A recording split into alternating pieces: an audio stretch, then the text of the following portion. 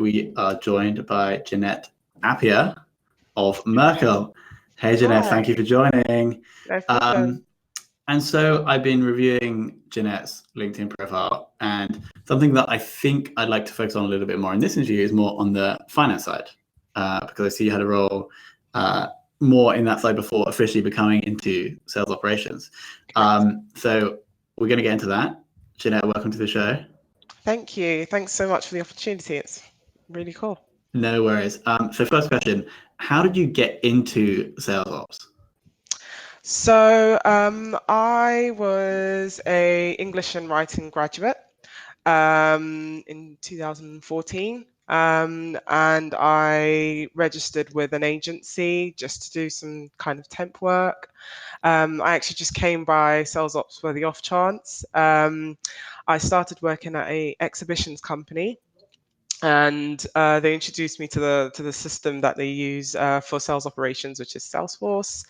And I think ever since then, it's just been kind of a progression from there. So Did you that job that you applied for the job in sales operations? You saw the job. How did correct. that work? Yes. Yeah. So they, I guess the agency kind of explained to me what the specifications and kind of the day-to-day responsibilities of what I'd have to do, and it was very admin based at first. So in terms of entry level, it was very kind of data entry and just daily kind of data quality, and just making sure that the information and the data that the sales teams were entering is correct. And it was very kind of contract based as well. So making sure that all of the contracts and the legal requirements for each sales deal, is accurate and correct. So it wasn't very technical or process driven. And very admin based, so really kind of gave me like the low level taste to sales ops, which I mean for me it was very straightforward. And it paid the bills at the time, so Yeah. it was quite useful. And so you were And there then for 3 years. correct, yeah. Okay. So I left and came back, and they offered me a permanent position. I took that on, and I officially kind of managed I guess, like the finance or the sales ops side of a specific exhibition. And so everyone had their own exhibition that they, kind of they oversaw, they managed on the sales and kind of financial legal side. So, I managed to kind of manage my own exhibitions, which was one of the biggest ones in the company. So What's an they example really of did an need that. exhibition, just so people Sorry. Well, what's an example of one of the exhibitions, just so people So one recent one that they've actually just done was Money 2020. So they did have a range, and they've sold a few, and they've really transitioned into a more data driven or kind of technology driven exhibitions company. But they previously had retail ones, so Autumn Fair, Spring Fair. They also had a fashion one called Pure. So they had such a huge range, and it was very retail driven. And now they've actually sold them off. And now they have more, like I said, yeah, they've got more of a kind of financial and tech background. Right. Cannes Lions as well as one of the ones that they have. Awesome. And so you're responsible for the sales and the operations and the finance and the legal part for these exhibitions. Correct. Yeah, cool. So Yeah. bit broader than sales operations. Oh, very broad. But I mean, the experience has given me a lot to kind of use in different kind of scenarios and situations. Whereas when your role is very defined, you don't really have that, I guess, knowledge or that background to really know how to be flexible in certain situations where, a new aspect of your role comes in. So, Got it. yeah, And then you moved to Merkle, which is where you are now. correct. And Yeah. it is a more traditional sales operations role. Yes. So when I started last year, it's about a year ago, last week. Time has kind of flown by, but they effectively didn't have a sales ops process or team or function when I started. So they had started using Salesforce back in February 2018. So they've had a few months of kind of transitioning and adjusting to, creating sales deals, etc. But there really wasn't a sales ops department or process or a real kind of solid foundation of how to really go through the sales path process and ensure that you're correctly updating opportunities, etc. Mm. So when I started, that was really kind of my aim and kind of my key function, as my beginning role. Mm. Really implementing processes, getting kind of sales teams in order, and really allowing them that independency to monitor their own opportunities, monitor their own deals, reports, etc. So, I mean, that was really, really insightful. Again, from my first experience of working somewhere so low level where you are looking at all different aspects of um, sales ops and finance and kind of legal as well. Um, this really allowed me to have a more visual, I guess, idea or expectations of how I want the business process to Mm. kind of flow through. So yeah, that really helped in that sense. So yeah, the first year has been a whirlwind, really Right. trying to implement so many different processes, but Mm. sales team have been quite good. Okay, that's good. Current sales ops tech stack. So we currently use Salesforce. Mm. Um, and kind of on a wider background, we actually work with the US team. So we are a bit of a smaller kind of team or region. So I cover pretty much the UK and some parts of Europe. I do have a counterpart in Europe as well, but I predominantly work with the Barcelona office and Mm. the Amsterdam office. Um, so the US pretty much are the I guess say they're the headquarters for really developing Salesforce, and we have integrated with our parent group, and at the moment we are in the middle of integrating our Salesforce with their Salesforce and really kind of putting all of our processes together. Mm. And it's come at a time of where we're still trying to implement our process, and there have been, a lot of obstacles obviously in the way, but it's been a real learning curve to see how quickly and how rapid the movement of developing our Salesforce against, especially the other companies as well. Mm. Um, yeah, it's been really challenging to transition. Like I said, different group has different ways of processing or how they view things within a financial expectation, I guess, for revenue and for forecasting. um, so it's really about compromising and constant communication with the US teams to ensure that on our side, as well as a region as well, the US obviously do things differently as they do to the UK Mm. and to Europe. So it's really about combining and compromising.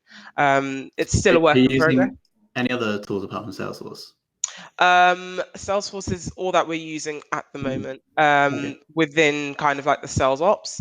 But then also in finance, we have different tools that we are actually transitioning and trying to merge together. Microsoft Dynamics is one that we're currently using to implement kind of like the invoicing, billing, accounting kind of feature. And hopefully that will eventually integrate into Salesforce as well. Hopefully. Yeah.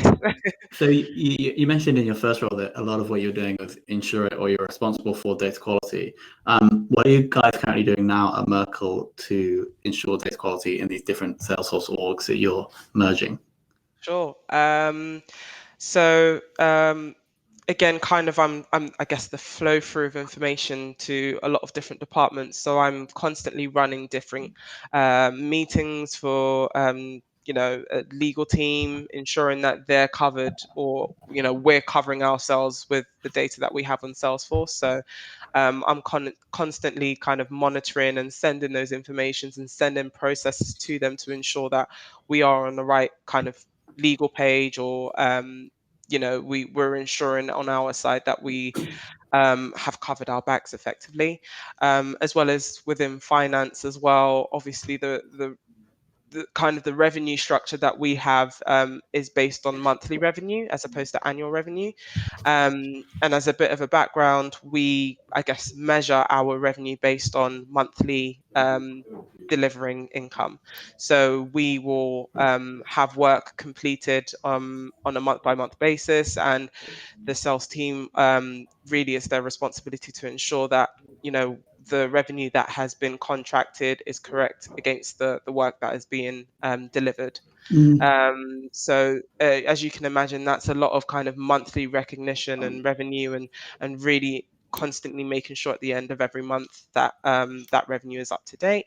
Um, as well as kind of general housekeeping, constant reports and dashboards, sending that over to the sales team and client services groups to ensure that they are keeping up to their opportunities.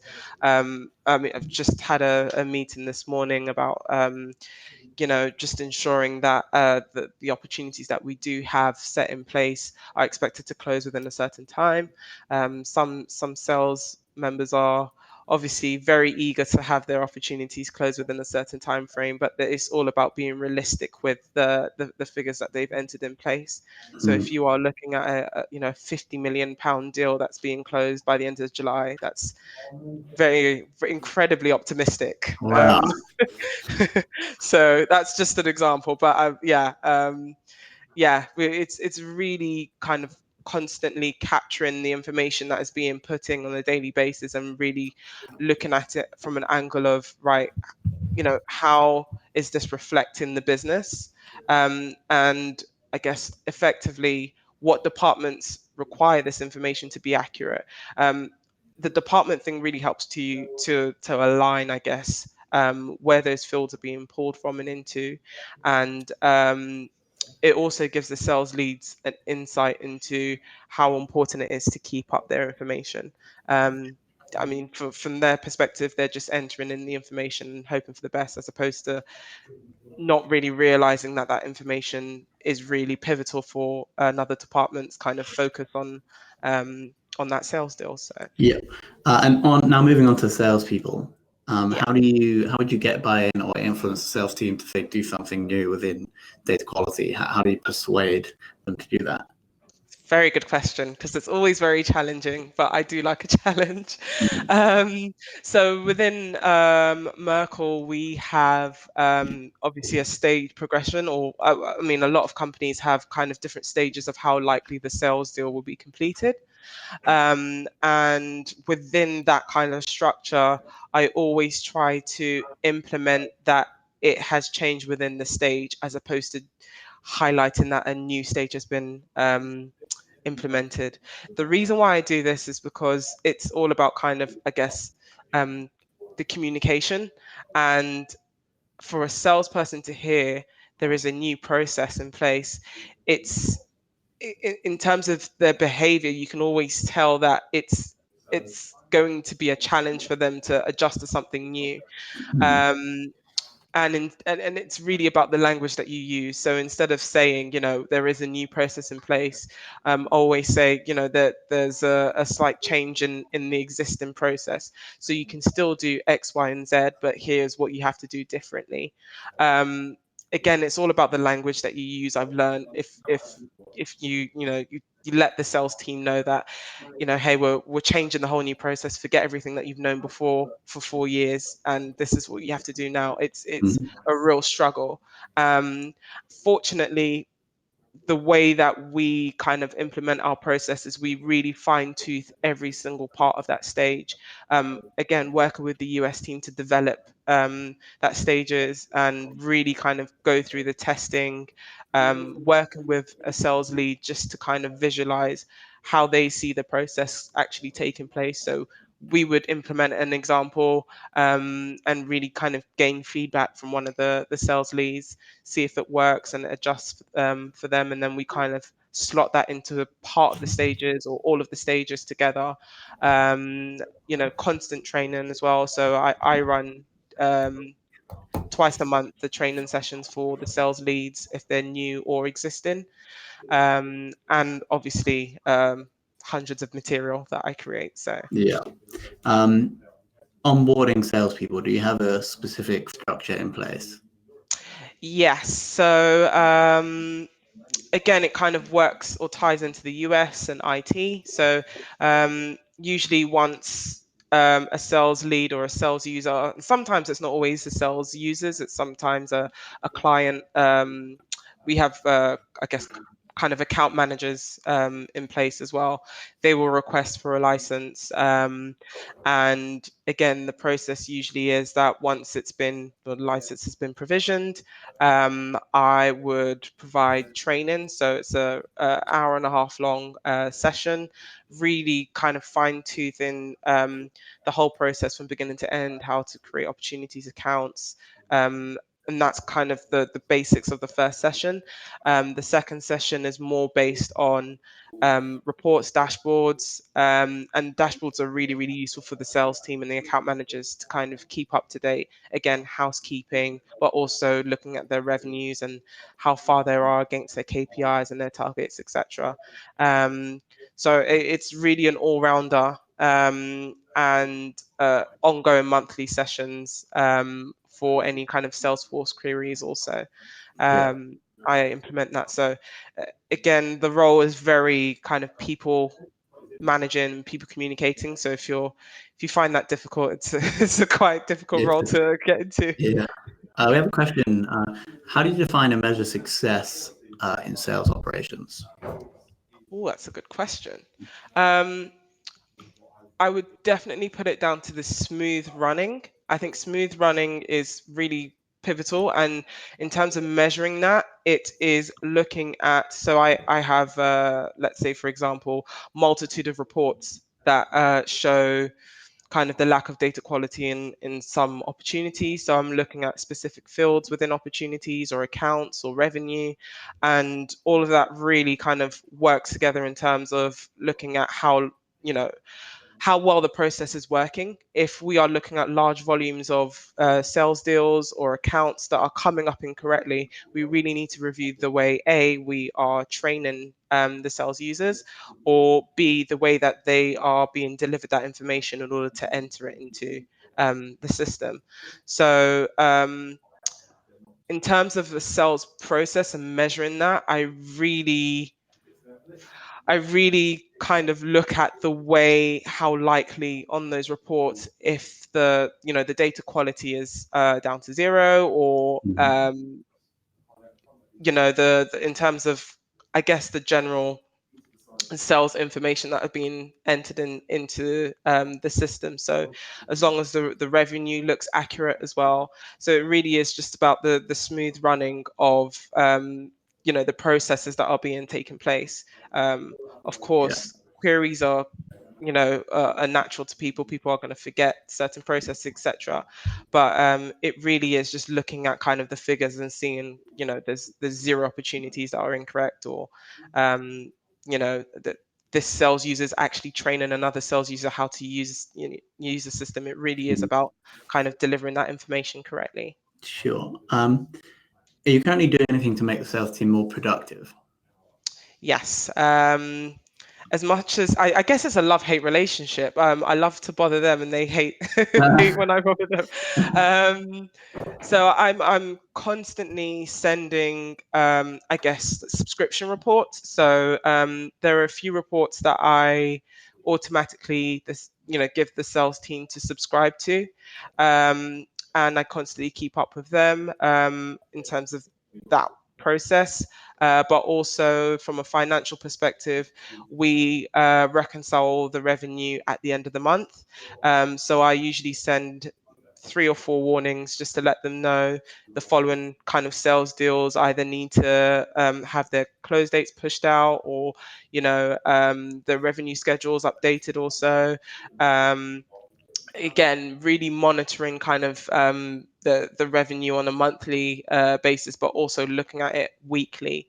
We also have a week on week kind of pipeline change. So I effectively create a report that outlines any clients that have had like week on week variances. So if they've gone down in value as the stage is progressing, etc. And we also have a weighted pipeline, so we always weight how likely against the confidence level the revenue that's been entered in, how likely that revenue is going to be pulled through once the sales deal's been closed. So yeah, again, it's constant monitoring and reports, but reports that can be, I guess, visualized and read to a sales lead as opposed to just Yeah. providing them that information. Got it. And what KPIs are you currently tracking? So as I mentioned, revenue is based on the monthly spend. So we really look at various financial revenue kind of definitions. We look at the annual contractual value. We look at the revenue that's being delivered in year. We also look at, again, like I said, the monthly value according to department. Um, we look at the total contract revenue. There's so many different kind of revenue based visuals that we look at, but the most kind of, I guess, common one is the new business deals that are coming through. So we do monitor a lot of the new business on a total contract value basis, and effectively ensuring that against what has been weighted, so their confidence levels, making sure that the percentages, so if it's 50% likely that the deal is going to close at 1.5 million, we weight that to ensure that that is a guarantee at that certain stage. And again, them entering that information and filling it in benefits them because it makes them kind of, obviously, looking at the revenue, or dependent on the revenue, ensures that they're keeping up with their client activity effectively. Got it. I think we have another question. Sure. Do you have a process in place when you're looking for new tech tools? Ooh, that's a good question. Um, so I wouldn't say we have a process set in place, only because, again, we heavily liaise with the US admin team. We do have monthly calls for on a global scale. So we have all of the global, I guess, sales ops teams or finance ops teams coming together and really discussing and implementing suggestions for a new process or a new tool to be set in place. So, for example, the Microsoft Dynamics and the we also have another system called Navision, which will be for the accounting software. We have like ongoing weekly meetings to discuss kind of the suggestion all the way through to implementation to delivering that and offloading it across. So um, again, gathering kind of as much information as possible. Um, Fortunately for Salesforce, we do have a developers kind of edition, so you can kind of separately look in a sandbox and download that tool and just see kind of how it works within your system and how likely it is to integrate and how easy it is also. Because fortunately for Salesforce as a tool, it's globally known, and it's become a software that is so easy to download for new tools, using their exchange, and there's reviews, etc. So it really is a matter of doing your research and dedicating time to look into how likely the tool is going to adjust within your system. Yeah. Awesome. And then final question, who have taught you the most or inspired you the most in sales operations? Ooh.